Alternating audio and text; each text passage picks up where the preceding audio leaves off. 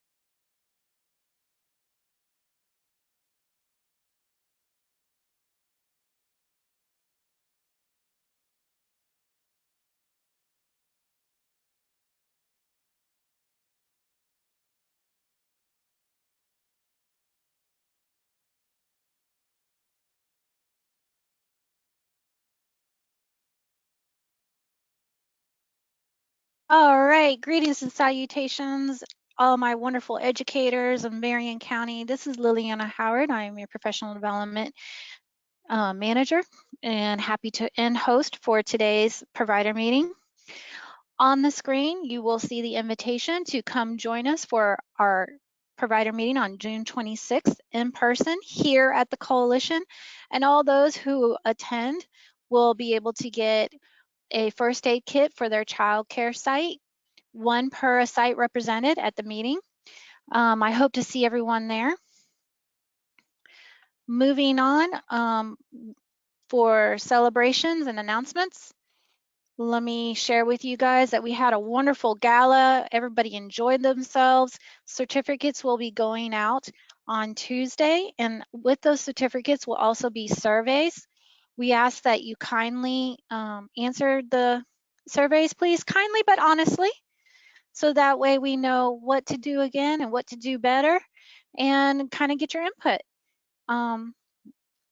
So be looking for, so if you attended the gala that we had on May 20th, look for that email with your certificate to come on Tuesday, and that does include the 1 hour professional development for that gala. Oh yes, thank you so much. I appreciate that. And let me see if we have any partner updates. If you are a partner and would like to speak, please raise your hand so that I can unmute you. We do have a full agenda today.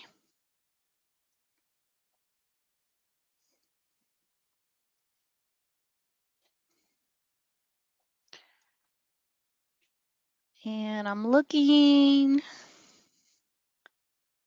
I don't see any raised hands. All right. With that being said, we're just gonna, since I don't see anybody with their hand raised, I'm gonna go ahead and move on. On the agenda, we do have Elizabeth Yola doing the ELC updates, but we're gonna save that for last. Next, we're going to have our VPK updates and school readiness updates with Janet Honor. Let me go ahead and unmute her. And there you are, Janet. Can you say something? It says you're self-muted. Okay. Okay. All right. Can everyone hear me? Give a thumbs up, or can you hear me, Lily? I can barely hear you.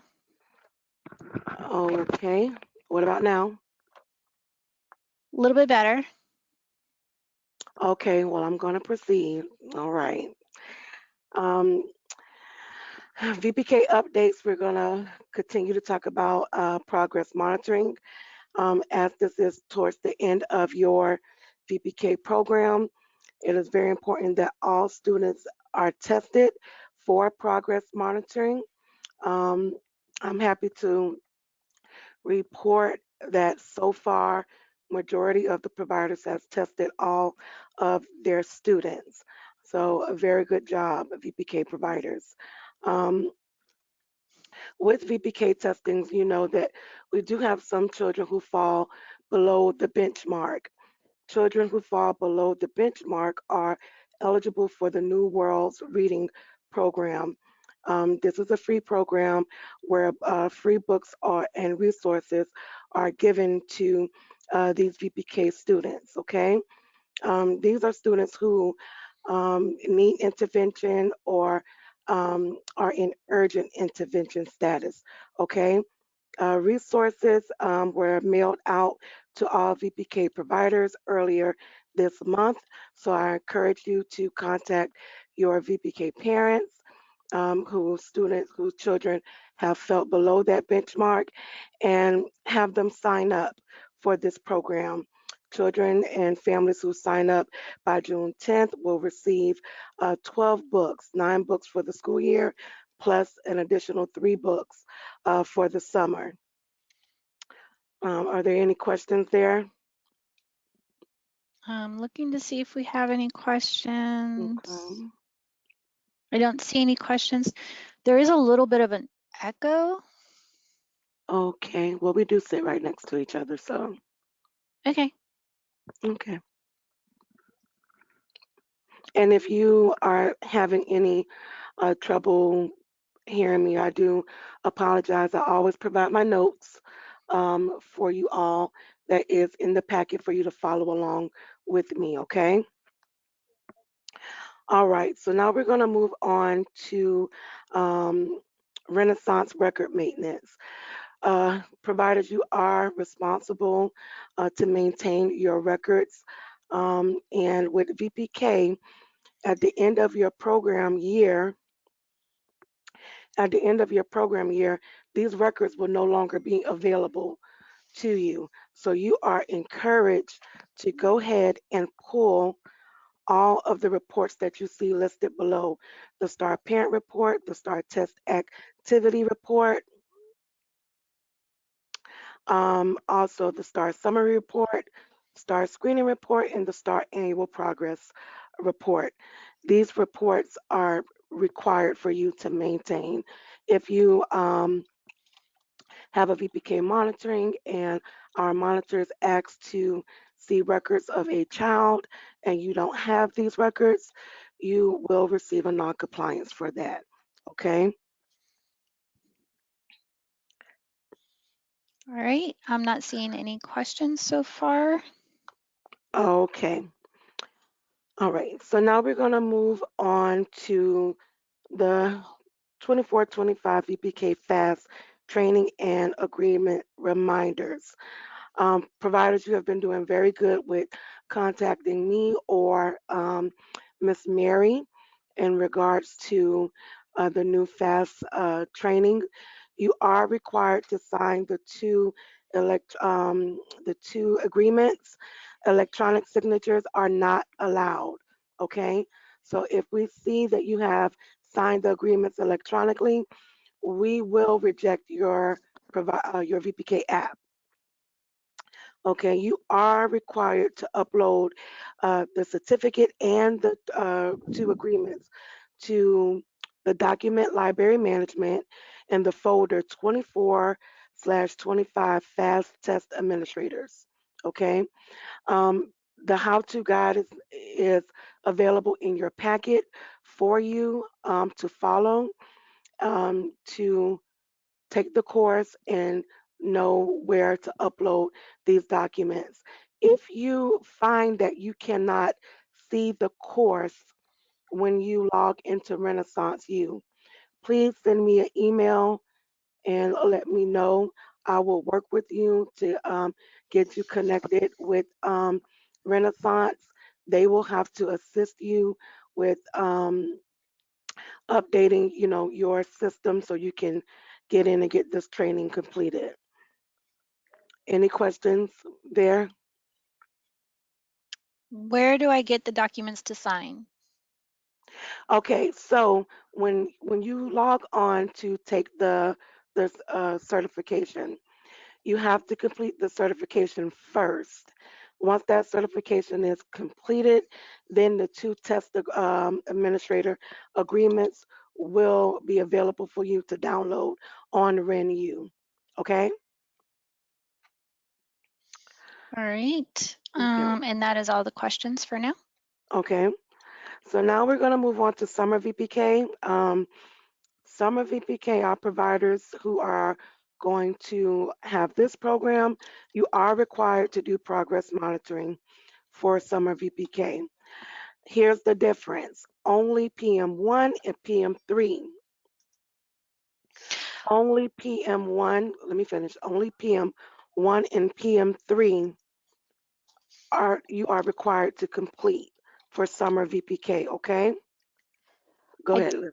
I do have a question. It wanted to know when the documents are due for when do they have to be uploaded? It has to be prior to the VPK program, right?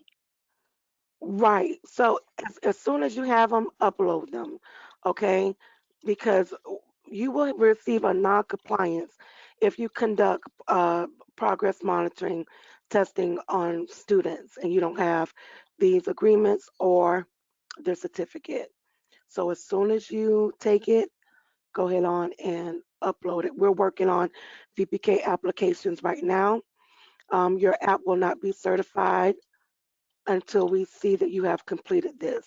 Without a certified VPK app, you will not receive a VPK contract. And this is for the school year program, not the summer, right? Not the summer. You already have a certificate for the VPK FAST testing for this current year, and that is good for the summer. We're working on the new training requirement for the 24-25 fiscal year. That's what you that's what you as directors, aides, subs, and teachers should be working on right now. Thank you so much. Okay. And if you have any questions, please feel free to email me or call me. I can help you through this. Okay. All right. So continue with Summer VPK. Remember, PM1 is the first 10 instructional days of the class schedule. Okay, and that's beginning with that first day. And PM3 is the last 10 instructional days. I will be monitoring these, your PM windows, the same as I did with the school year. So you'll be getting email reminders from me, okay? Also with Summer VPK, there is a different URL for Summer VPK when it comes to Renaissance. Okay, that is provided in my notes, so you have that there for yourself. If you um, already have credentials to the school year Renaissance system, those credentials will be the same for summer. Okay, any questions? No questions. Okay. Okay, now we're going to continue on with VPK. I want to discuss with you guys the background screenings in your VPK applications. We are noticing that providers are um, not updating the VPK background screenings for your teachers and your directors. Your app will be rejected if we see an expired VPK teacher or staff member with expired background screening. Okay, and then also you can possibly get a non-compliance for the current year if you have expired background screening. Okay, So we always email our providers 90 days in advance to let you know what documents are coming up. Okay. So please be mindful, get with your staff to let them know that they have to update these background screenings. It's very important. You have any questions there? No, ma'am. Okay, so that's it for VPK. We're going to move on to school readiness. All right, so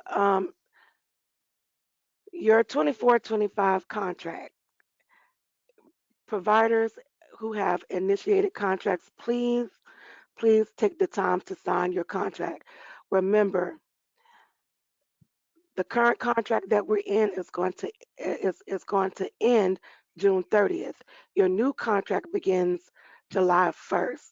Without a certified contract, you you're not going to have valid enrollments. Okay, you won't get funds for the children that you are serving.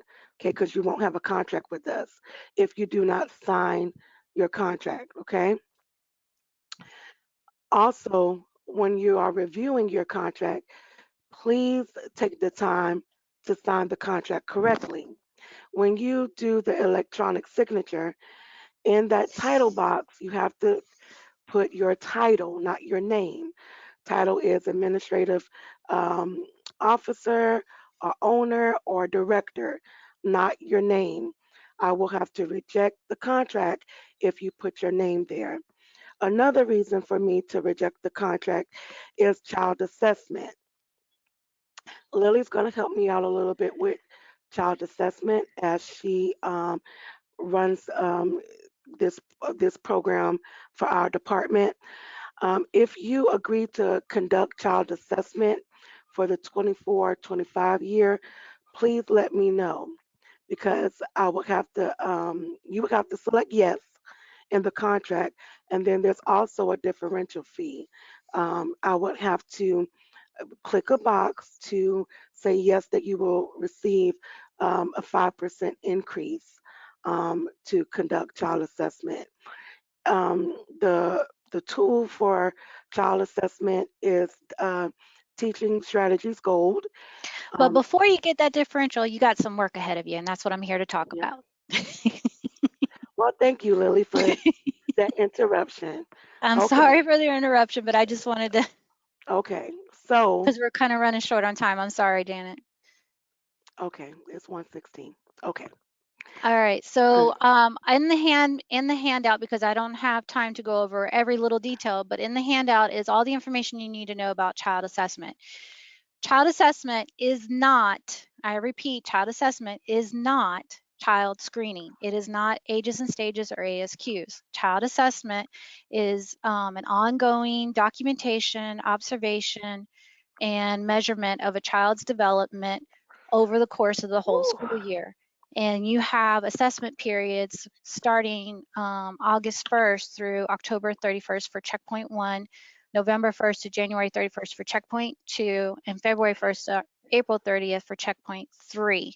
So you have 3 checkpoints that you have to submit um, finalized information of that child's proof of that child's development being monitored, and it has to be verified and submitted to me and approved before you can get your reimbursement. Also, before you can get your reimbursement, your 75% of your staff must meet the reliability.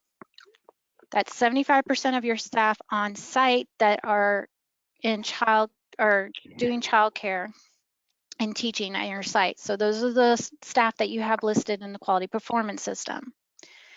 This is only available to school readiness contract providers, and they must be 75% reliable by October.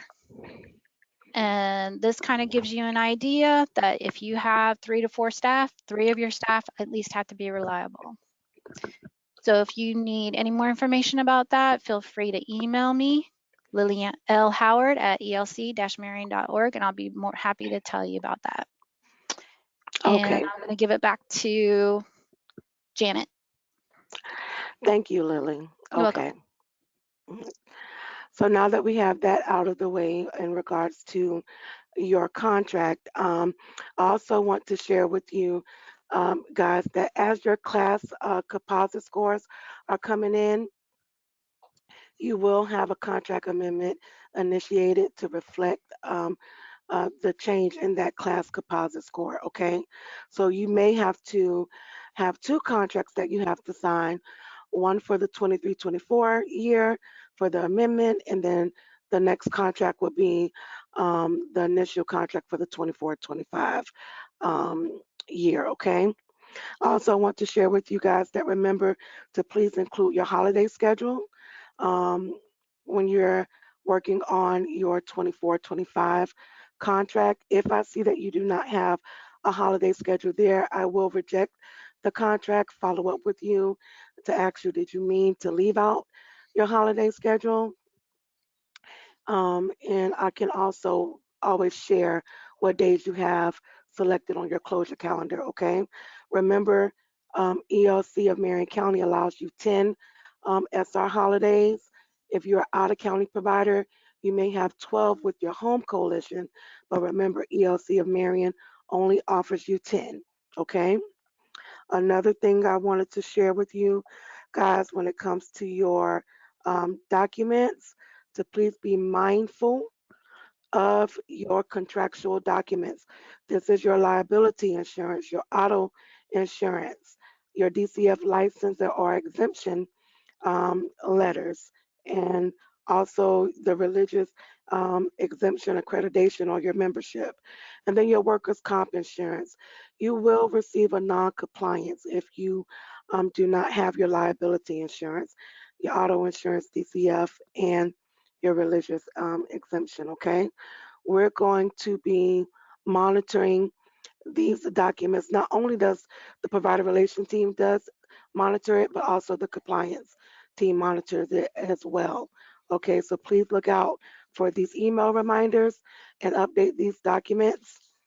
Um, and then that's all that I have. If you have any questions, my extension is 238. You can give me a call. My email address, Janet.honor at J.honor at ELC-Marion.org. So please just give me an email. All right, that's it for me. Thank you. All right, ladies and gentlemen, now it's time for Mary's tips. And Mary, it says you're self-muted.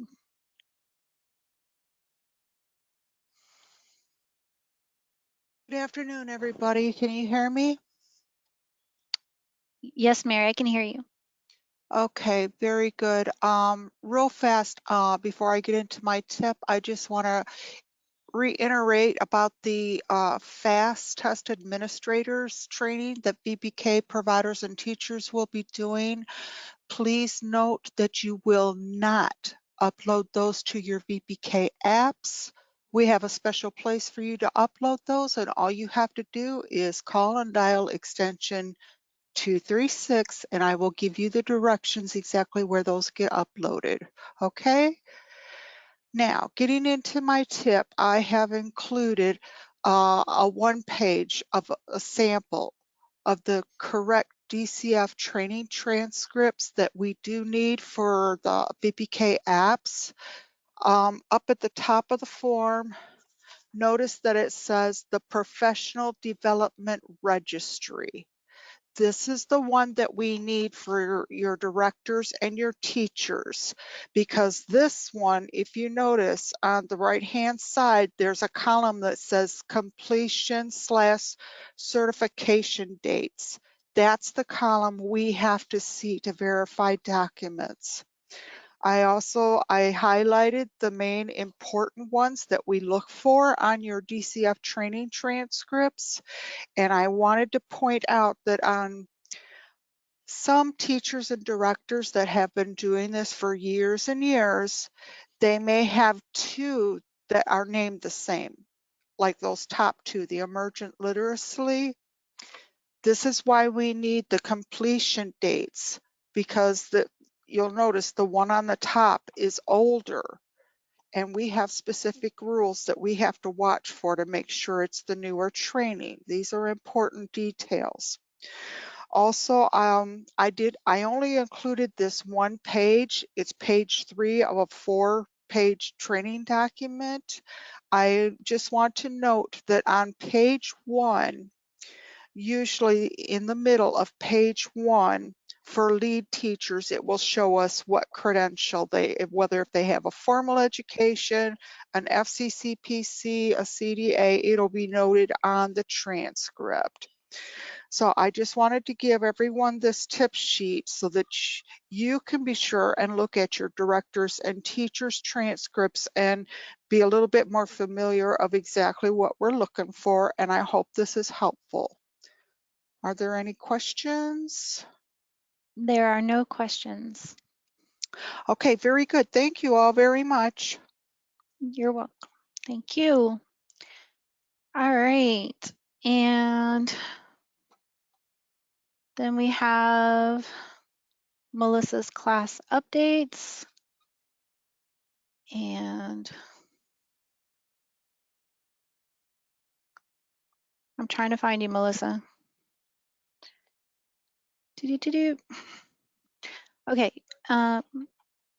Main thing that Melissa wanted to let you guys, let me see. Melissa, are you available?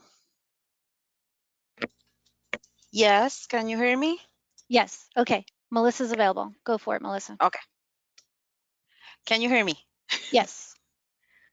Okay, good afternoon, everybody. So what I wanted to talk about today is that for those providers and public schools that are going to be giving summer VPK, if you see my handout, you have like the VPK class assessment, the rule that there's no difference of the way that is going to be conducted, the observation during the summer as what we did during the school year. It's the same. All the program assessment need to be completed during the VPK instructional hours. So with that being said, that means that if you have breakfast, lunch, or snack during the instructional hours, we will be able to observe that. Outside time specials, if are during the VPK hours, we will be observing that. So it's very similar. It's the same as school year process. The only difference that I highlighted in blue there is that for summer programs, the program's assessments shall be conducted no earlier than 5 instructional days.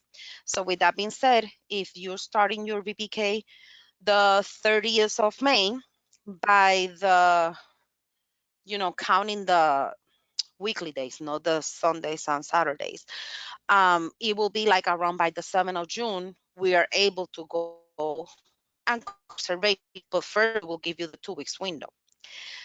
That talking about the 2 weeks window, we will be sending those 2 weeks windows to the summer VPK programs by the end of this week, if not earlier. So that way everybody have the chance to, get ready, talk to their teachers, choose your blackout dates. And something that I wanted to point out is that I'm going to be requesting all the summer VPK programs to send me, when I send the 2 weeks window, I will need the schedule of the VPK. So that way we make sure that we are going during the instructional hours and we plan ahead if we have your schedule. The second point is like to be advised that you need to choose your blackout dates. If you did not choose your blackout dates and your window open and you try to choose a blackout date, we won't be able to give you blackout dates, because if you are calling me in your last week of the window to choose 3 blackout dates, you are like the same way I send everything like a month ahead so we can plan ahead together. It will be the same. You cannot expect to choose blackout dates at the end. It has to be before your window open. The second thing is that once your window opens, try the best you can, unless it's something that you cannot make any exception, like something major happen, please do not make changes in your VPK app. Don't move teachers around. Don't do things like that, because then when we go to complete the observation, if we don't know, then we don't going to have the correct teacher in the system for the classroom that we're going to go observe. So just try not to do any changes once we send you the 2 blackout dates, I mean the 2 weeks window. Please try your best not to make changes, okay? And if there's no any way that, let's say, the teacher got very sick and she's not going to be able to be at all, and you need to make the changes, email us. You can email me. My email is in there in the handout, and you can email Miss Nancy Rodriguez also, and let us know the reason why you need to make that change, and let us know ahead of time, so that way we can make arrangements too. Okay. And one last thing, I wanted to make very clear that your composite score of the school year VPK is one, and your composite score of your summer VPK is another one. They're separate scores. So if you have 4 or more in your summer VPK, but you fall below the threshold, those are 2 different contracts. So if you did good during the summer, you can keep doing summer VPK, but if you did good during the school year, probably you won't be able to do a school year VPK. So I just want you guys to realize that it's 2 different contracts. Okay. Do we have any questions so far? No questions at this time. Okay, so if there's no other question, that's it. And you know that always you can email me and I will be able to answer any questions you have. Okay. Have a wonderful day. Okay, wonderful. And next we have Miss Latricia Sims with Compliance Corner. Good afternoon, everyone. Can you hear me? Yes, ma'am. Okay. So there has not been a rate increase in Marion County since 2022. Based on the new legislative requirements with House Bill 5101, provider rates will be increasing effective July 1st. The new increased rates have been set by the legislators and it will only impact infants, toddlers, and 2-year-olds. Lily, can you put the reimbursement on the screen? Yes, ma'am. Do you not see it? No, I don't see it. Okay, it's okay. Okay, on the screen, you can see the rates that DEL has approved for Marion County. You have your full-time and part-time rates for each care level for centers. This also includes the faith-based and religious exempt centers, licensed family child care homes, and registered family child care homes. For example, go back up to the top, please. Currently, the rate for an infant is $35. Effective July 1st, this will be increasing to $46.15. So this is a $11.15 difference, which is a 24.16% increase. Providers who have been designated as a Gold Seal provider, they will continue to receive the differential rate higher than the established coalition reimbursement rate, which is the minimum of 20% above the established coalition reimbursement rate. Any out-of-county providers, DEL has already noted that providers who contract with other coalitions outside of their home coalition will have the rates based on the county where the provider is physically located.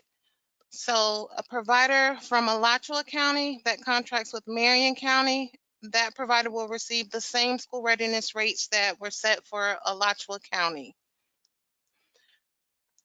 It's going to be critical that providers complete any surveys that are sent out moving forward from DEL, especially the ones that are related to the market rates as well as the cost of care.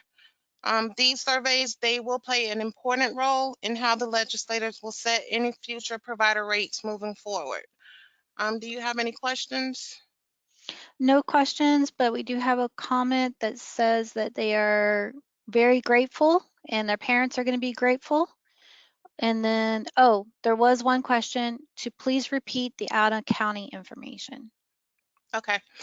So any out-of-county providers, DEL has already emphasized that providers who contract with coalitions outside of their home coalition, they will have the rates based on the county where the provider is physically located.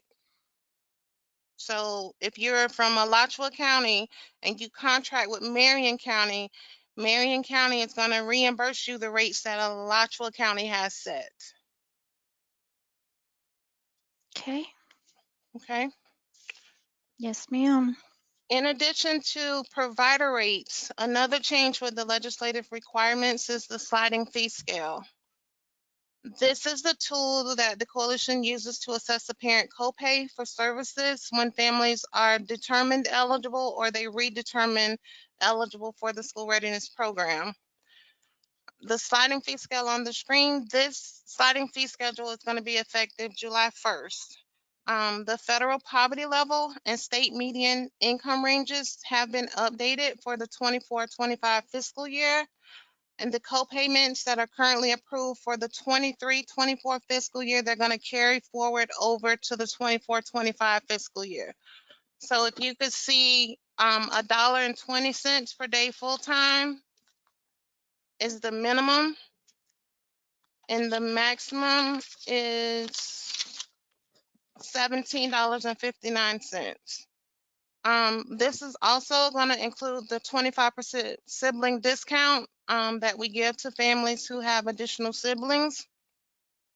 The new legislative House Bill 5101 federal requirements and DEL, in collaboration with the legislator and coalitions, they will be setting any future rates.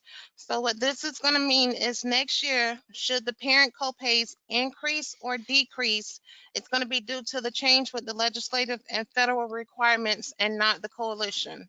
We have no control. Copies of both provider rates and the sliding fee schedule that are included in the packet will be sent out to you. And as a reminder, these rates do not take effect until July 1st. So we are just giving you a heads up. We're distributing these items to you now. So if you're gonna make any changes, we're giving you fair enough time to help you prepare for the upcoming fiscal year. There are additional changes coming that are part of this past legislative session, and they will be shared with you forthcoming as it is released from DEL. Do you have any questions? Yes. Does this mean there will be a lot of voucher changes coming?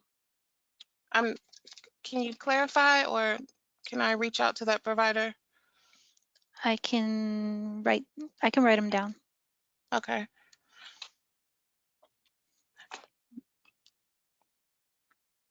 Okay. And we will, Trish, this is definitely going to be sent out into our provider newsletter.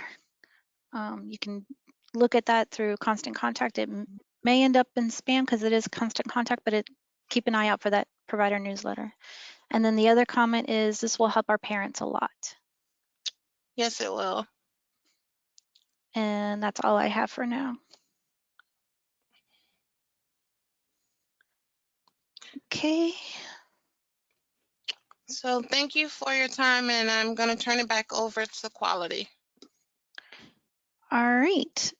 And let me just, okay, nope, I got that one.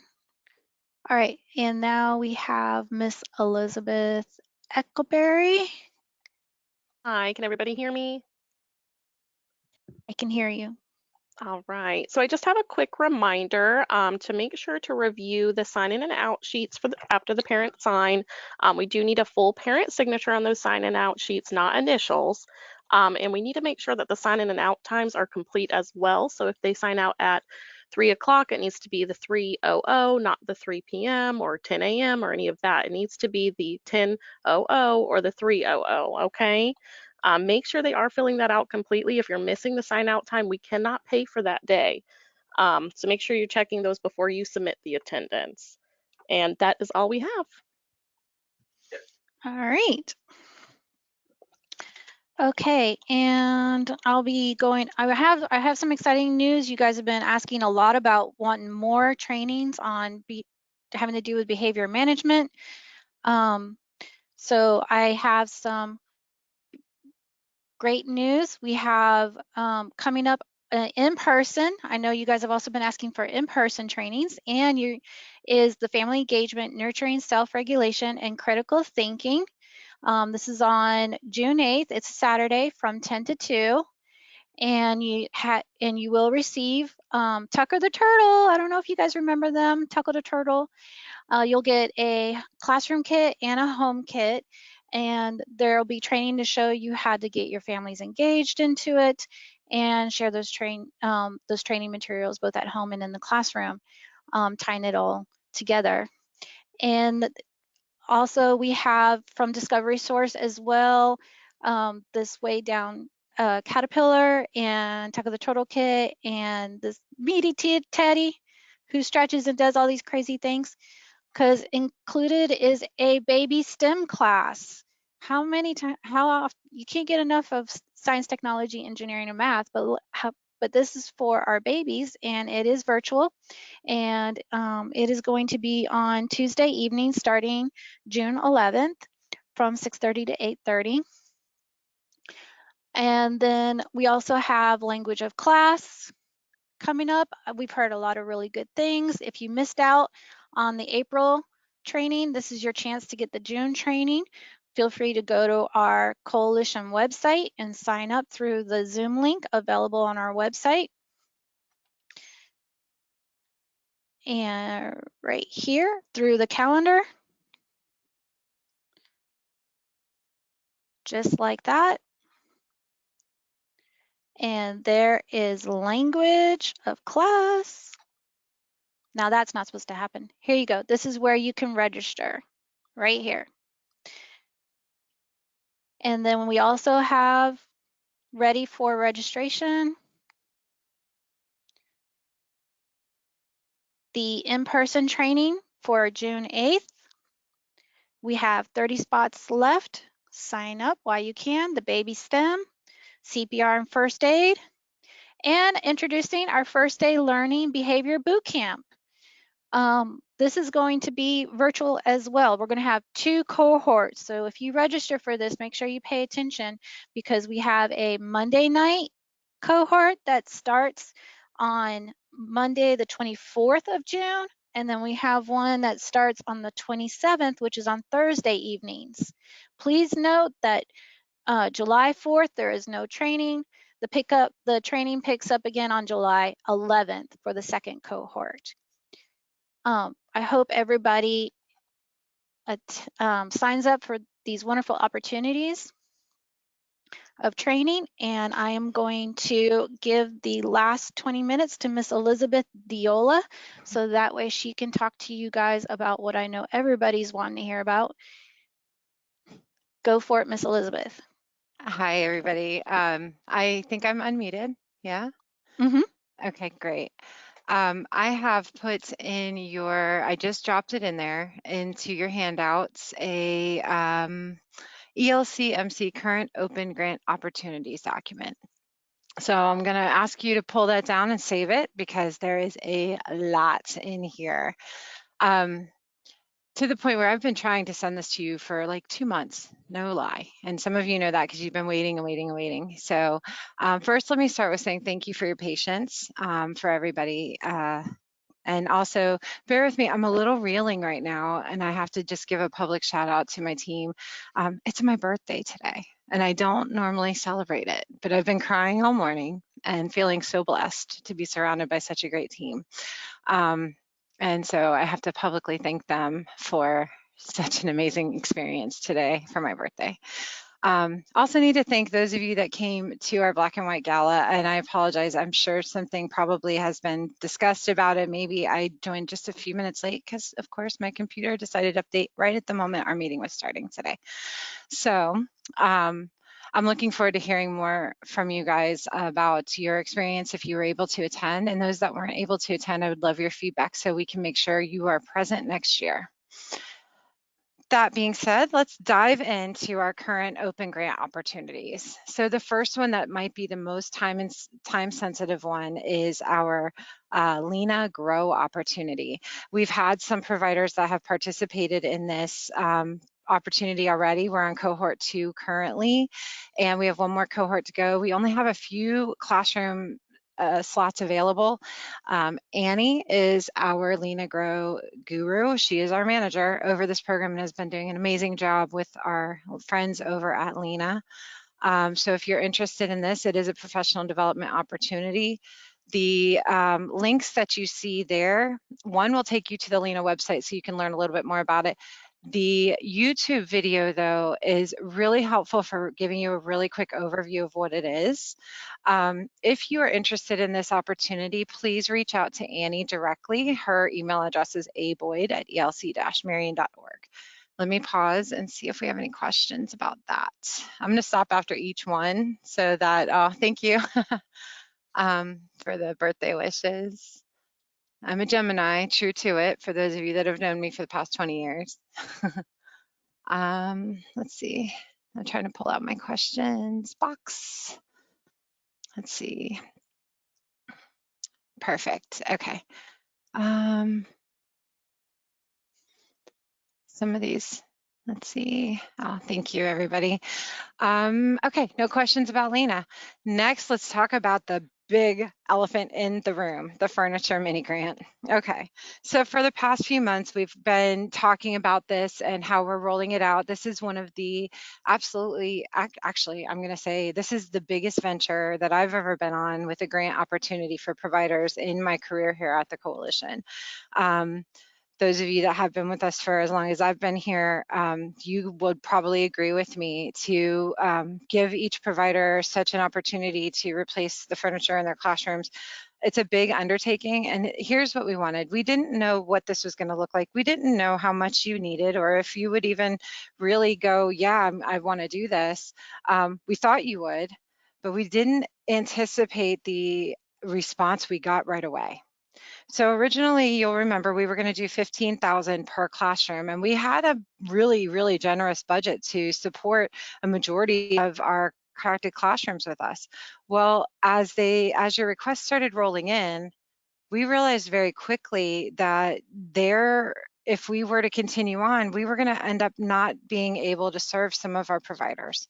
And I felt, and I advocated for this and have shared it at the last meeting, that we need to be equitable with this process. I would rather all of you get a few pieces that you can really use to replace old things in classrooms than only a few providers get a bunch of stuff. So we needed to make this a way where everybody benefited from this. So that being said, some of you learned this prior to me being able to share this with you, and I do apologize for that. That's not how we typically would do things. But we did have to reduce the amount down to $5,000 worth of approved classroom material. So the changes that are big to this grant is that, so we reduced it from $15,000 per classroom to $5,000 per classroom. So that does mean some of you are getting emails that says you've been approved for $20,000. It's because you have 4 specific classrooms that you applied for. Let's see. I will answer that question in just a second. If you go over, the Coalition will pay for $5,000 worth of approved classroom furniture. Plus, we will pay for shipping on top of the $5,000. So with that being said, you're actually going to get more than $5,000 worth of material because what's incorporated into that is the Coalition's discount. So we negotiated discounts with each one of our vendors, and those vendors are honoring those discounts as you're shopping for your materials. Now, you do have the opportunity to go over your $5,000 if you choose to do so, and that would still allow you to take advantage of our discount. But anything over $5,000 before shipping would be your responsibility to pay for. You can use a credit card. If you have an account with whichever vendor you've been assigned to, then you can work it out with your rep there. But that is how we would work that out if you choose to go over your $5,000 per classroom again. I talked about this a little bit on the last one, I believe, on the last provider meeting, but we decided to, originally we had a very robust list that included dramatic play and sensory furniture items. We decided to forego those items for now because we felt like it was more of a necessity for you to have those everyday items that you might not be able to purchase. It might be easier for you to do a small fundraiser for a new dramatic play kitchen than it would be for you to say buy 6 tables for a classroom or whatever it is that you're trying to replace or upgrade.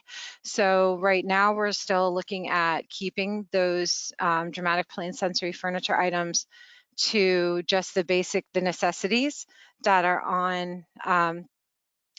they are on the shopping list, and we're putting your dramatic play wishes to the side because we are going to keep track of who's asked for what, because that'll help us plan for the future. That if you all need that stuff, that helps us plan. If there is funding left, we will go back and look at it and see if we can send everybody who has requested anything something from their list. So let me stop for a second and go back to these questions. So one of the questions is, if we've already submitted our cart to the vendor and didn't follow these changes, when will we know if we're rejected? What if we couldn't spend the 5K on the tables and chairs for a VPK class? So we have to go with what is on your application. So if when you applied, you put on there, if you only asked for tables and chairs for a VPK class, but maybe you had some dramatic play stuff in there, then that would go to the side, and we'll go back and look at that if we have funding available at the end. So it's the maximum per classroom is $5,000 if you didn't spend it on the tables and chairs. If there's anything else, maybe you'd like some wooden blocks or something like that. I don't know how close you came to your $5,000. But yes, cubbies, shelves, somebody else asked, will this include shelves and cubbies? Yes, all of that stuff stayed on the list. The only thing that was removed was anything that would be considered dramatic play. So like your kitchen sets. I don't have an application pulled up in front of me, but there was like 4 or 5 different items that we had found that would fit into that dramatic play component. But we left everything else on there, such as like reading nooks we left on there, shelving units, wooden blocks we left on there because honestly, there's a shortage of wooden blocks in our classrooms right now. So we left some things on there that were not as easy for you to acquire as we looked at spaces. And remember, we came out to see quite a few providers. Our staff did a visit earlier this year to quite a few of you all, and we walked through and we got to see firsthand what you were dealing with as far as your furniture that you're working with, and you all were making it work, believe me. Let's see, let me go back up to questions. Okay, so if you've already submitted it, you'll know we're trying to process these pretty quickly. I'm actually getting ready to jump on some of these through the end of the week outside of different meetings that I have to be in. I'm going to start approving some. If we have lots of questions, or if you really you're struggling with it, and you've submitted it and you're really worried, just let me know. I'll go back in and look at it. Okay, answered that. I had dramatic play stuff on, yep. And we saved your list. We saved all of it so that we could go back. Will it get rejected and allow us to redo it? Not if you purchased everything outside of on your application. If you purchased your tables and chairs that you would ask for, we're not going to reject it. We're going to push it through so that you can get those. If we haven't heard anything, does that mean we got approved? Pretty much, yes. Our staff have been going through. I think that when I tell you all, there were so many applications that came in, and it seemed like it was kind of slow at first. Like we got a handful at first, and then all of a sudden it was like, boom, like 150 classrooms were submitted overnight. So our staff are going through them piece by piece. The only thing that would really make us rejected is if, let's say you put that it's an infant classroom excuse me, that you're applying for, and you ask for 6 tables, we're going to say, why would you need 6 tables for an infant classroom? You know, if it doesn't make sense to go into that classroom, our staff are very trained on, you know, developmentally appropriate pieces for each class. So we're going to look at that kind of stuff. Let's see. I've been trying to reach out to someone in regards to the furniture grant. Joseph he's our IT guy that's been setting you up with vendors while Lizzie Bench has been approving your applications. They're kind of tag teaming this. Okay, let's see here. Didn't have the answer. Tabitha, I'll try to call you when we're done, okay? I will try to call you when we're done, as soon as we're done. I'm just giving myself a note here. Okay, so let's see. The next information that we got is I limited my application after I heard about budget changes. If there's leftover funding, can we ask for things like blocks now that we know the new limits? We'll do the best that we can. What I may do is, like a couple of you that have been real active in the chat, I'm probably going to reach out to you and just get some clarification of what you're actually needing so that we can do the best we can to meet what you're looking for. So I wrote down names. I'm writing down names. Okay. What if you received the email from the vendor with your username but have yet to receive an email from ELC? So if you got your vendor username and password, you can move forward. That means that you did get approved. And sometimes it's weird because as we're putting you, like we're approving your applications, we're putting you on a list to the vendors are getting really quick because they want you to go ahead and purchase. So as long as you stick to what you put on your application, outside of course of the dramatic play and sensory items, then you can go ahead and start your process. Is the 5,000 what everyone that has a username and their selected vendor approved? Yes, 5,000 is your cap for each classroom at this point. Thank you. Can you call me too? Yes, I'll put you on my list. You guys are gonna have to be patient with me because I mean my list is getting long.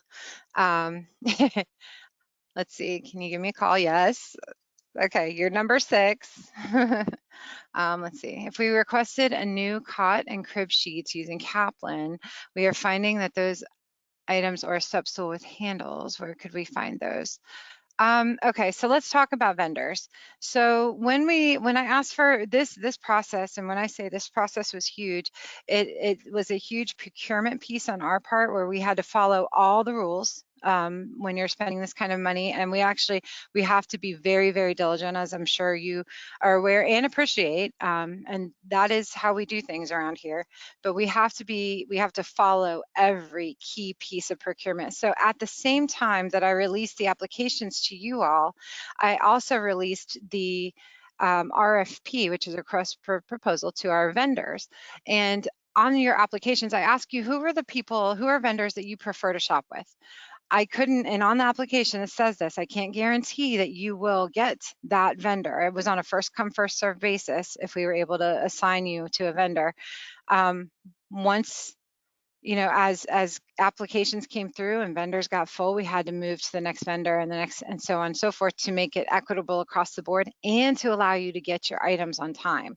So I'm not sure if you're telling me that the items that you were looking for are not available with your vendor, or maybe you are one that I also need to call. But I researched the items that I put on that list very extensively to make sure each vendor had a type of that item available. So while it may not be exactly the one that you saw with, like, well, in here it says something with a handle, a step stool with handles. Hopefully each one of our vendors does have something that you will work for your classroom and that you like. For out of county as well, yes it is, as long as you're contracted with us and in good standing.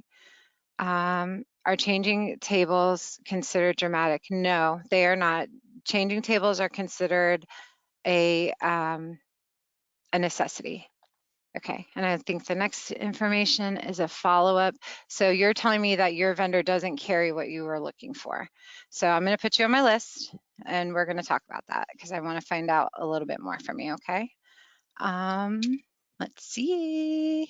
All right. I'm also going to put you on my list is getting long, you guys. Okay. Let's see here. And that is it so far. Okay. So we talked about that piece. We talked about all of the furniture mini grants. So we're not taking any more applications at this time. So if somebody didn't get their application in before the cutoff date, I'm sorry, at this point, there's not anything I can do about it. Got you.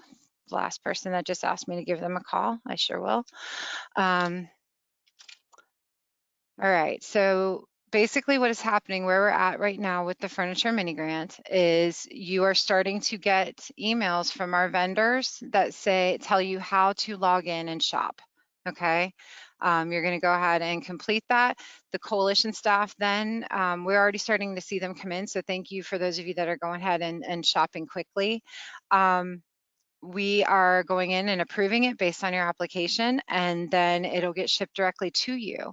Now, once you get it, what we are going to need you to do is make sure your inventory is intact, so no damages or anything like that. If there are damages, you're going to want to go ahead and call the company yourself immediately and let them know. Make sure you take pictures. And then we're going to ask you to sign off on most of your items, if not all of them, should come with a packing list.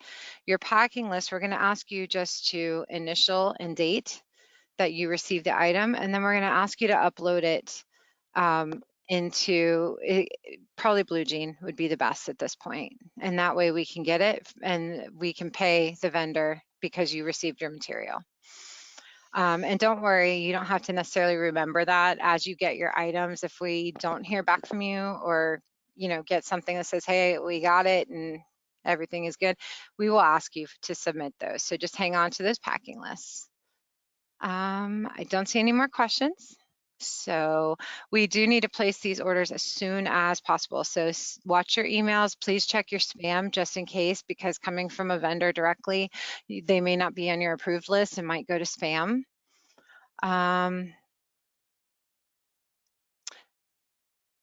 So the last question I just got is, when we're adding the items to the shopping cart, do we just submit the cart itself with all the classrooms in one cart? I believe so.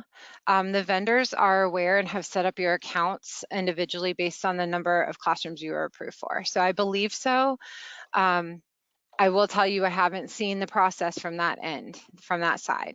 So best thing I can tell you is try it. If something goes awry, just let one of us know. Myself, Joseph, Lizzie, and the team. If you can't get a hold of one of us, I mean, Lily, Janet, everybody is being really good about letting us know to contact somebody. All right, and I'm gonna take you off the list since you didn't need me to call you. The last one that just sent a message. Okay, so let's keep going. Let's keep going down to the next opportunity. And I tried to break these up by cute little flower garland because there are so many. The next one is World-Class Workforce, recruit and train new teachers. This is a bonus that gets paid directly to your teachers. You would apply through WebAuthor like we did, I want to say in April of 2023 was the last time we started this particular process. You would go in basically to WebAuthor. I did put the link in here, and you would just basically, you're filling out the information for anybody you hired on or after July 1st of 2023. So this is going all the way back to July 1st, 2023. And you're going to see that trend repeat with a majority of the rest of these that we're going to go over here in just a minute. And I know I'm already out of time, but I'm going to keep going. So if you want to stick with us, thank you. If you have to go, I understand, and this is being recorded, so you can fast forward to this section and just listen to this on our YouTube channel in a few days once it gets uploaded. So recruit and train, that's the recruitment bonus paid to your staff once they have that level 2 background screening and they go through those health and safety courses that are required to be employed by you within a certain amount of time anyway. Those teachers get paid directly the $700 and the $500 stipends. The expiration date for this is June 30th of this year. So that's pretty important. If you have staff that you would like to award with this grant, please go ahead and figure out who that might be, and we can move forward. I'm watching questions. So I don't see any further ones. This next piece is the World-Class Workforce Child Success Grant Performance. Whew, say that a lot, that's times fast. The details are here in the middle. Under the details, there is no action required on behalf of you all at this time. I'm just sharing this with you because you may be one of our 6 possible eligible providers that participated in this grant back in, I want to say, April, May, and June of last fiscal year. If you participated in this, we're going to be reviewing your class score. If you increased your class score or achieved a 5.0 or above, or increased your class score by 0.05 or more, your director and your teachers that participated are going to receive a monetary bonus. You don't have to do anything for this. Our staff are going to do the research, and I'll just have our team reach out to you if you are one of those lucky winners. Now, the caveat to this is that the teachers, they need to be the same teachers. So we have to look and see who participated in this grant last year. And those are the teachers that would receive the performance bonus. If I can do all of them, if you have new teachers on the site, I will, but I'm getting clarification from the state on that to make sure that that's allowed. Okay, let me see if there's any questions for this. It doesn't look like it. So this one you don't have to do anything for. The next one is the World Class Workforce Observer Director Training Grant. Another one, say that 5 times fast. So this year, Lily and Melissa have taught a couple of our class observer training classes, and quite a few of you all have participated and are eligible for this grant. And some of you may have taken them not with our staff. You might have taken them with somebody else, and it could be a little bit off on this one. I'm not sure if it was in February or March that they taught it this spring. I'm sure Lily or Melissa can let me know. But we just finished one last week, and we did the other one earlier this year. And those of you that participated and finished the class, you do not have to take the certification for it or have to, take that final exam. You are eligible for this grant, so I would highly encourage you, go ahead and log into WebAuthor and apply for this funding. It's basically free money for something you already did, and it's a very generous bonus. Okay, now that is if your composite score was below a 5. That's one thing I do need to put a caveat on. If your composite score was above a 5, unfortunately, you don't qualify for this particular grant, but it's worth looking at. I'm going to see if no questions. Okay, I'm going to keep going. The next one is the World Class Workforce Continuous Quality Improvement Grant, or we lovingly call it CQI.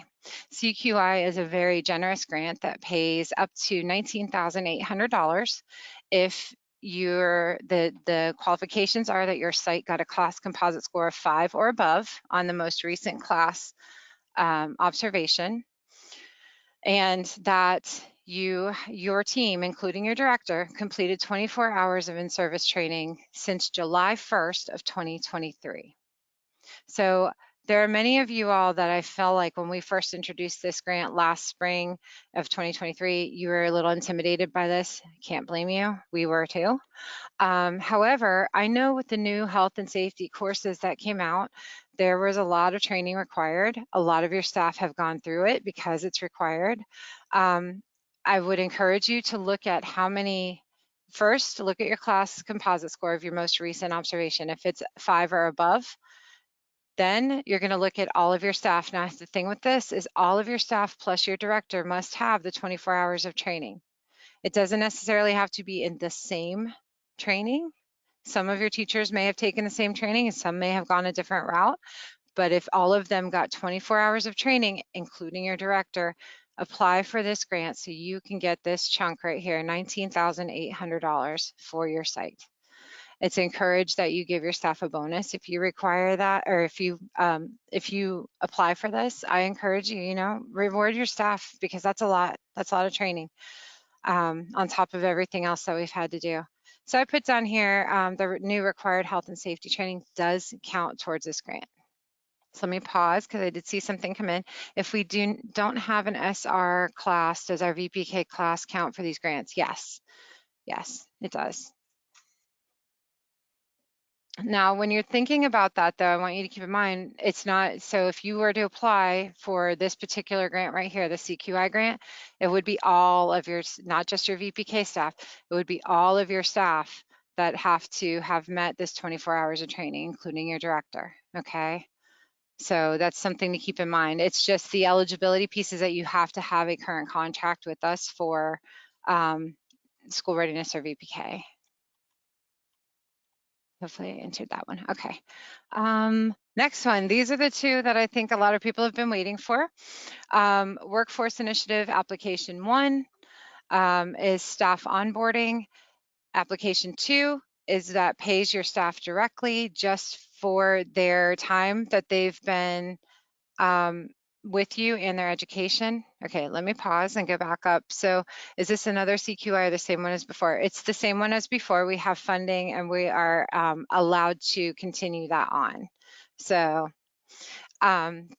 this CQI, if you got it before though, you would not be eligible to apply for it again. Okay, so if you got it before, you would not be able to apply again. Let's see. And that's pretty much for all of these. Like if you have staff that already got these grants before, we have our system tracks who received the funding previously. We can't do a second one. Okay. So I'm going to scroll real fast. I'd like to go down if whoever's controlling our beautiful screen, if you could go down to application 1 for me. Well, okay. We're going to skip, keep going. Keep going, a little more. Okay, we're going to talk about that in just a second. That's going to be the last one I talk about. I put them accidentally out of order. Could you keep going to the next one? Okay, so here is application 1.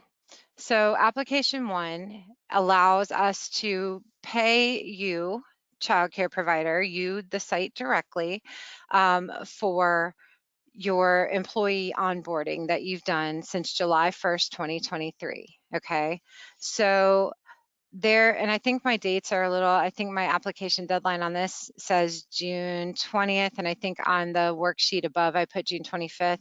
As long as we have them by the 25th, whichever date is after, that will be fine. We just need to have them so we can process as quickly as possible. So basically, to describe this one to you is, you find your site capacity range here, and here's my question to you. Have you hired any teachers since July 1st, 2023 who are still with you now? If the answer is yes, then I would highly encourage you to look at this opportunity because it's a little bit of money for you. So for our sites with a capacity range, that's your enrollment capacity, private pay, it doesn't matter to me, school readiness, VPK, your capacity, your overall capacity is 0 to 12. You're eligible for, and it's the same amount, you just are eligible for more employees the higher your capacity goes. So if your capacity range is 0 to 12 and you hired 2 people since July 1st of 2023 up until now, and they're still with you, apply for this grant, put their information on page 2. So you're going to fill out page 1 just with your demographic information. Page 2 is going to include, we just need a summary of their background screening because that shows when they became eligible to work with you. And then we don't need all the details. We just need to see that it came. And then we do need an employment application or something that shows you hired them and the date that you hired them. I have to be able to show that you hired them on or after July 1st, 2023. So could you scroll down to the second page of the application for me? There you go. Okay, so you're going to put the staff that you want to claim on this grant right here on this application. Now, these that are uploaded, they're not fillable yet. I'm going to make them fillable after this call. We're going to send this out in an email follow-up to you so that you have them. I'm also going to send them out separately. Right now, they're all part of one packet that we're going through, scrolling through, and I want to make it easier for you to navigate. So I'll break them apart and make them all fillable because these can all be submitted electronically. So here you're just going to put the staff name and their position. So are they a teacher or are they a director? When did you hire them? And then these other two questions, excuse me, are required of the state. So they want to know, are these teachers that you hired, are they pursuing continuing education or do they currently hold any of those degrees over there? So we just need to know a yes or no there for each teacher. Okay, then with this application, you're going to do page 3. If you can scroll down for me to page 3. You're just going to do the assurances. Those are the typical assurances that you filled out for everything before. You can electronically sign this. I'll make sure it's available when we send it out to everybody. And then you're going to check that little box. That little box says that you did sign it electronically and that it's the equivalent of your handwritten signature. Then with this application, you're going to upload it to your document library on your provider profile. There is a Workforce Initiative Grant application folder. You're going to put it in there. From there, I will need you to send an email over to ARPA at ELC-Marion that says, I have submitted this application. And I'm going to ask you again for your patience because we're working through a lot of grants, as you can see, just us walking through this. So when you send us that, because we don't get alerts through your provider profile, we don't know when you've uploaded something. So it is really good for us to know that you've uploaded it there, and then we will go and find it. Okay. The next application, if I can just have you keep scrolling down, this one is the one I think a lot of you have been waiting for. So this is the application that allows your staff to receive compensation for the time that they've been working in the industry, from the time they've been working in the industry until now with you, and for their education. So this application is going to be for each individual teacher that you want to apply for this. Now, here's what I will say about that, because I think we're going to get this question. If you have a teacher that you applied for previously, and they were at that time maybe pursuing a degree, and they have since now finished that degree, are they eligible for the money they didn't receive before? And the answer is yes. So you can apply for that teacher. That teacher can apply with their newly found education and get that reimbursement. Okay, get that payment. So let's walk through this application, because when we first rolled this out, we had a lot of questions about what does this mean? How do I base my time? When do I count it from? So talking about time, this right here, and so this is going to be what tells you the very first, yep, sorry, I'm looking at 2 different screens. The chart here shows you the length of time on the left-hand side and the base grant award for that. So this is going to start to stack up, so you can start to build this grant for each one of your staff. So 30 days to 6 months. So if you just hired somebody, hopefully they're starting 30 days to 6 months. If you hired them June 1st, I'm very comfortable with it. If you hired them June 5th, let's talk and let's see if I can get approval to get them that minimum base award. So to 6 months, they would start off with $250. If that person has a CDA or FCCPC, it stacks up to, you're going to add the $150. If they have a director's credential, you're going to add $250. If they have the VPK endorsement on their director credential, they get an additional $300. This is a big deal. So then if they have any special endorsements, that is like there's a special needs endorsement and trauma informed care, endorsement, they get $100 for each one of those. Now, please know, you are going to have to submit those copies of the certificates with them, okay? And then for the length of time employed, we will need an attestation of employment. And I don't think I included that with this, but I'm going to write it down so I can make sure we send it with you, to you. We have a form you can fill out on behalf of your staff.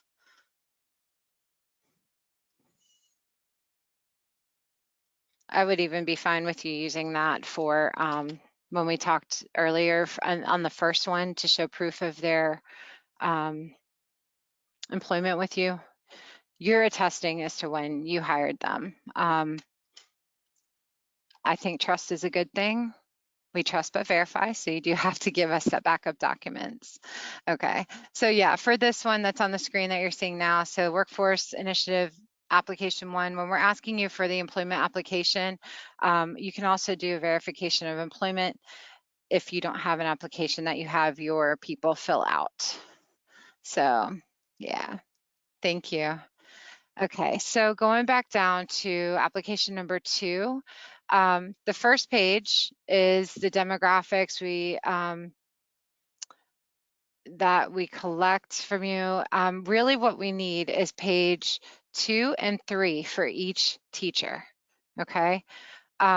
We need at least one of these, page 1. And what we used to have is we would have a provider, okay, I'm gonna pull Michelle Marino, I hope you don't mind. Family ties, let's say. I'm going to use you as an example. So Michelle would fill this out for her staff. She would only fill out page 1 once. And then for each staff member, and for herself, if she didn't apply the last time, she would fill out pages 2 and 3. Okay, so I only need page 1 once. Page 2 and 3 are for each individual staff. So here you're going to want to work with your teachers, and you might even print this off and give pages 2 and 3 to each teacher and have them give it back to you by a time certain, and then you can see you can see what they gave you and then upload it. So you're going to want to go through all of these steps here. Now, if it's a teacher that's already received funding directly from us, we do not need a direct deposit or a W-9 if they've already received funding from us. Now, if you don't know, we will need those two. So I'll make sure that the W-9 and the direct deposit, which I believe are on our website, but we'll make sure that they're available to you. I'm writing that down. So you're going to want to review the application. I was going to check the website, sorry. Yeah, no, you're good. And actually this says, and please know, I did just update this based on when we did this before. Page 4, there isn't a page 4 anymore. I consolidated everything to 3 pages. So if we can scroll, so you're just going to go through the application. Here's the qualifications. We have an attestation for each one. So actually, okay, bear with me, guys. Page 1 and 2, I would only need that one time for your provider site, okay? Your director is going to sign page 2. Then page 3 is what you're going to give your teachers. So this is your staff name, then their phone number and their email. And I'm sure you can imagine why we need that, because let me tell you, paying teachers directly is really, really hard when you have thousands of them. And what happens is they will change their bank, or they will not, they're not reachable, or we can't, somehow a check gets returned to us and we have got to be able to find them. And I'll answer your questions in just a second. Let's see. Okay, let me pause and answer questions before I walk through the rest of this application. So clarifying, application number 2 only goes to new staff who did not receive the funding last year, or if they have changes to their credentials. Correct, yes. Yes, if they did not get this last year, it would be anybody you hired on or after, well, yeah, on or after July 1st, 2023. And then if you have teachers that have been with you and got this grant before, but since then they've achieved further education, they can apply just for the education part, okay? So then somebody said again, if we received it before, we can't get it again, right? Correct. You cannot get it again if you've already gotten it, but if you did get additional education, then you would be eligible. And that does not mean like renewing your CDA or FCCPC or director's credentials. Those things you would have already gotten credit for having them the first go round. Now, let's say you had your director's credential, but you didn't have the VPK endorsement. You can apply for that $300 because now you have the endorsement and you didn't have it before. All right, so those are the questions. Let me go back to the grant application. So basically, staff name goes on the top, their phone number, their personal email, and their hire date. Now, you can either choose one or two ways to verify. We will send you the verification letter sample that will just have you fill it out, and you submit it with this, and or you can do pay stubs. We seem to have gotten a lot of verification letters instead of pay stubs because they're just easier, honestly. And then you're going to check which boxes does this person fall into: 30 days, 6 to 12 months, 1 to 3 years, 3 to 5 years, 6+ years. If there are any school board employees on the line that we had this question before, what does a year count for you all? It would be school year. So it's not calendar years. It would be were they, with you in the school years. Now, here's something else. If you have a teacher that you hire over the summer and they only work with you for the summer, they can't apply for through both entities. They can only either apply with you as a private provider that you're employing over the summer, or they can apply as a teacher with the Marion County Public School System in the VPK program. Okay, so education pieces, we would definitely need backup documents for anything that you check off here that you are wishing for your teacher, or that your teacher is wishing to apply for this grant for. So CDA or FCCPC, director credential with VPK endorsement, any special endorsements, if they have them, we would need the backup documentation or transcripts to show that. Same with the degrees. And then we do need a signature. It can be electronic. They just need to sign that box.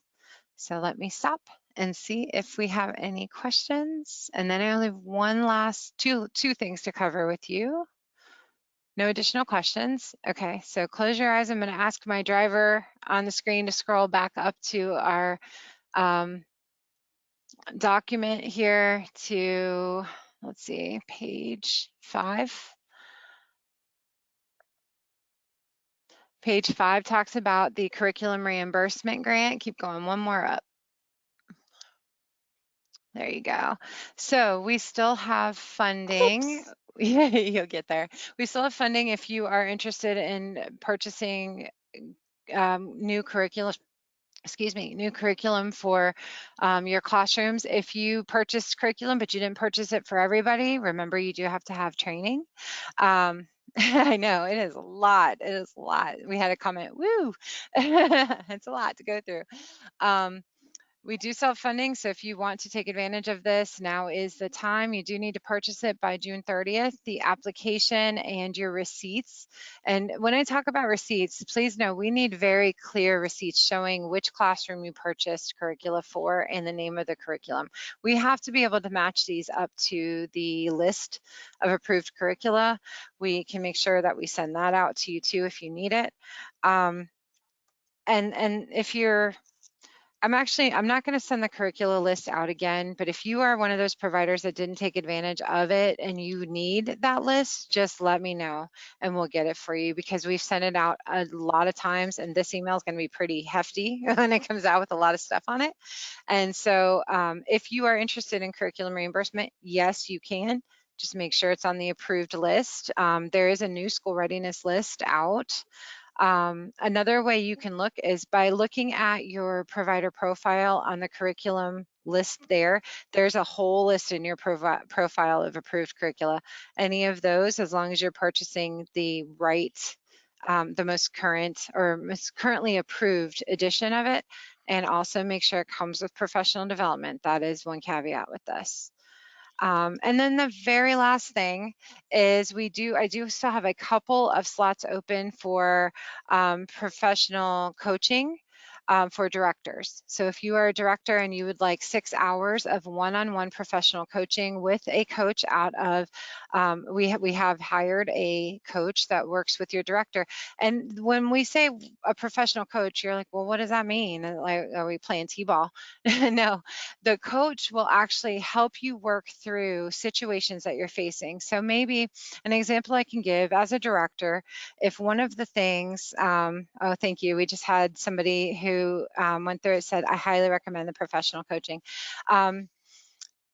Maybe you're a director and you are struggling with getting your staff to show up, right? You're having some morale issues. Your teachers don't want to come to work. You're kind of stuck between a rock and a hard place because you can only pay them what you can pay them, but you need to really work this out. And it would be beneficial. It's almost like therapy, where it's beneficial to talk to somebody who knows the industry. So our coach was a director at one point in her career. And she can help you brainstorm. She can help you come up with some ideas. She can help you be accountable for implementing those ideas, and maybe just give you some guidance and other things, or go through what you're going through, and help. So it's not a scripted thing. It is individualized. If you are interested in that option, I think I have one current application that was submitted back a little while ago, but don't worry, if you're on the call, I will be reaching out to you to let you know when the next cohort will start. I have a few more spots available. So if you would like to take advantage of that, the very first or the next page in your packet after this one is the coaching application. Now that is currently fillable. You can fill that out today, send it back over to me if you know how to get it out of this packet, or you know what, send the whole packet back to me. I don't care. So if you are interested in that, slots are limited, very limited right now. Let's see. A vendor, can I get a copy of the approved curriculum vendor options? Sure, I would just need a little more information, Jamie. If you could give our team your, or maybe put it in the chat, your contact information and who you're a vendor with, we'll be happy to connect with you. And that is it for me. That's a lot. Thank you for sticking around. That was an extra 30 minutes of talking about ways you can get money, though, and resources for your site. So I appreciate you hanging on with us. I'm going to go make a whole bunch of phone calls. Let me see if there are any more questions before we go. Oh, thank you. I try. I've been practicing this for, well, I've been writing it, living it, just like you guys have for 2 years. The feedback I got was wonderful information, clearly laid out. I want you to take this though and really use it, because it is a lot. Kind of go through it and, you know, make it yours, write on it, print it out if you need to, write on it, put the ones that you're interested in pursuing, and hopefully it'll help you make a plan, because this stuff is going to happen real fast. All right, guys, no more questions for today, it looks like. I'm going to go make my phone calls. I'll talk to some of you really soon. Thank you, everyone. Thank you. Bye-bye.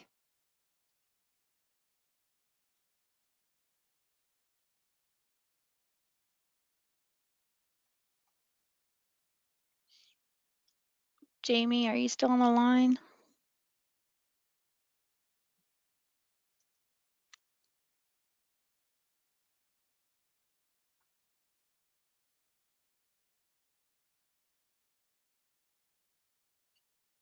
Okay, I see your message now.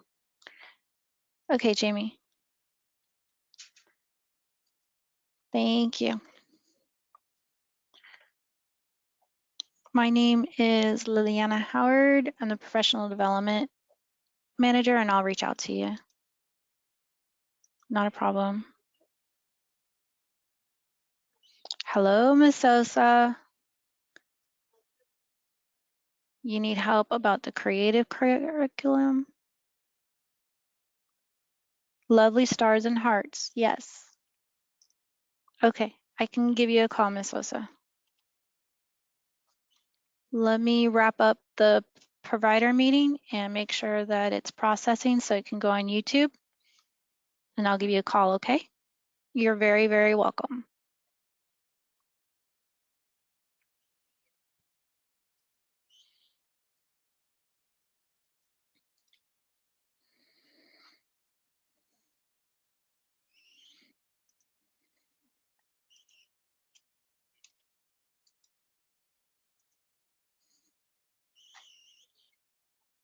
All right, if there are no further questions, I'm going to go ahead and end this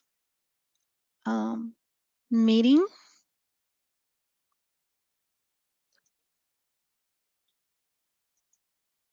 Everybody have a wonderful day.